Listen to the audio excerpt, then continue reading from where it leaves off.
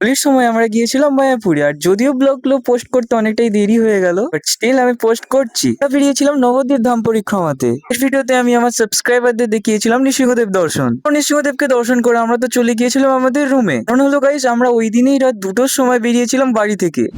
Guys, welcome back Nabadwip ধাম পরিক্রমার আরো একটি নতুন ব্লগে তোমাদের স্বাগতম। পরিক্রমার মাধ্যমে আমরা আজকে পৌঁছে যাব চাম্পাহাটিতে। যেহেতু টানা পুরো 1 বছর পর আসছিলাম, তাই এখানে অনেক বন্ধুদের সঙ্গেও দেখা হচ্ছিল আমার। তুমি রোড আর দেন আমরা রেল স্টেশন পার করে বিভিন্ন কীর্তনের মাধ্যমে নৃত্য করতে করতে সবাই মিলে পৌঁছে তো গিয়েছিলাম চাম্পাহাটিতে। তোমরা কি ভাবছো এখানের বিগ্রহ? চলো চলো তোমাদের সেটাও দেখাচ্ছি। হলো এখানে গৌরাঙ্গের মন্দির। এই সময় ভিড় বাপরে। আর এই সময় এখানে মন্দিরে খুব সুন্দর ভাবে সাজিয়েছিল। এভাবে সাজানোটা তো আমার বেশ ভালো লেগেছে। আর তোমাদের কেমন লাগলো কমেন্ট করে অবশ্যই জানিও। এখানে গৌরাঙ্গকে দর্শন করার পর কিছুটা রেস্ট নিয়ে সবাই মিলে আবারও পরিক্রমা করতে বেরিয়ে পড়েছিলাম। আর এইবারের পরিক্রমায় আমাদের ডেস্টিনেশন ছিল গোদ্রুম ধাম। তো সবার সাথে এত সুন্দরভাবে যে মজা করতে করতে কখন যে সন্ধ্যা হয়ে গিয়েছিল কেউই বুঝতে পারিনি। আজকের মতো তো ভিডিওটা এখানে এন্ড করছি। এরপরে নেক্সট এপিসোড দেখার জন্য তাড়াতাড়ি সাবস্ক্রাইব করো। দেখা হচ্ছে নেক্সট ভিডিওতে, ততক্ষণের জন্য বাই বাই।